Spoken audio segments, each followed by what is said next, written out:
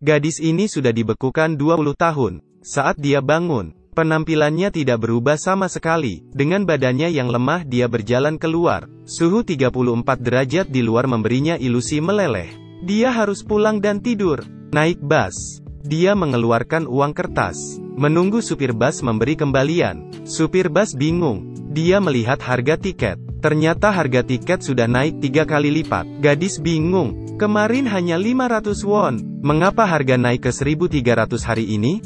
Tapi dia tidak kuat berpikir lagi. Akhirnya menyeret tubuh yang lemah ke pintu rumah. Tapi tidak ada yang menjawab ketukannya. Dengan sekuat tenaga menarik pintu sampai rusak. Gadis itu dengan senang hati mendorong pintu. Tapi rumahnya sudah kosong. Dia berpikir keluarganya tidak sanggup membayar uang sewa. Lalu segera menelpon ibunya. Tapi ponselnya sudah rusak total. Hanya bisa membeli ponsel yang baru. Tapi setelah dilihat pegawai toko, berkata ponsel itu sudah berhenti produksi 10 tahun lalu. Sudah tidak ada lagi harganya. Gadis itu terdiam. Ponsel yang baru dibelinya sebulan sudah tidak ada lagi.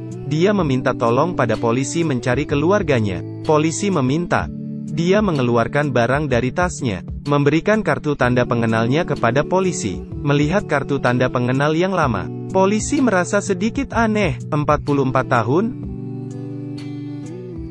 Mencari di daftar kartu tanda pengenalnya.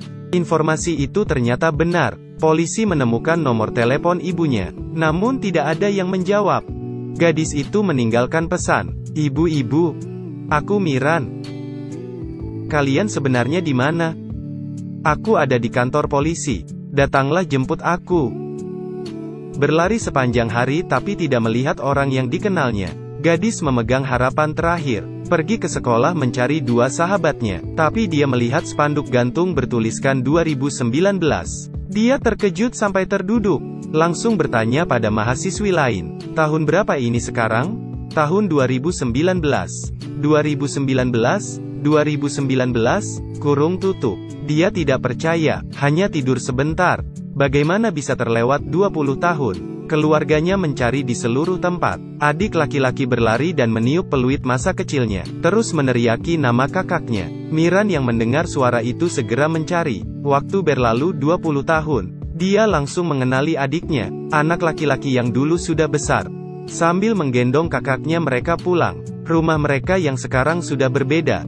Hanya Miran yang masih tertahan di 20 tahun lalu, saat mereka masih tinggal di rumah sewaan. Ibunya berkata dia tidak harus berjuang lagi. Dia sekarang adalah orang berada. Perubahan ini terjadi terlalu banyak. Ternyata saat Miran menghilang setengah tahun, ibunya menerima foto dan buku tabungan. Saat itu Miran tidak tahu apakah ini akan berhasil, lalu meminta staf mengirim buku tabungan pada orang tuanya, karena ada uang ini untuk modal awal. Berita bahwa Miran masih hidup. Orang tua mencoba berbisnis dan menjadi bisnis keluarga. Sambil menunggu putrinya kembali, keluarganya membawanya ke kamarnya. Di dalam kamar berisi semua barang Miran. Di mana-mana hangat dan bersih. Seperti dia tidak pernah pergi. Di lain sisi, Chan yang baru bangun dari kapsul beku. Perlakuannya terbalik. Apa ini sebenarnya?